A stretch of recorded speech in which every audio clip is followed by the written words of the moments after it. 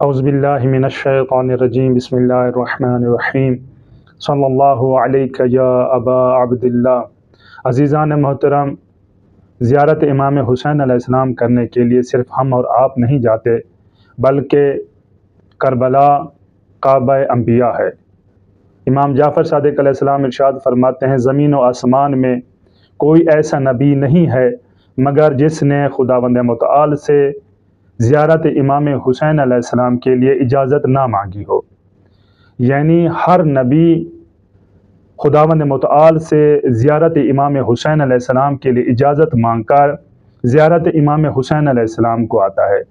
پھر امام فرماتے ہیں کہ یہ سلسلہ یوں ہی چلتا رہتا ہے کہ انبیاء کا ایک گروہ زیارت امام حسین علیہ السلام کے لیے تشریف لاتا ہے تو دوسرا گروہ زیارت کر کے عرش کی طرف چلا جاتا ہے، پھر ایک اور گروہ آتا ہے وہ زیارت کرتا ہے اور پہلا گروہ عرش کی طرف چلا جاتا ہے، اور یہ سلسلہ چلتا رہتا ہے۔ انبیاء کا ایک جوک آتا ہے زیارت کرنے کے لیے اور دوسرا جوک زیارت کر کے عرش کی طرف چلا جاتا ہے۔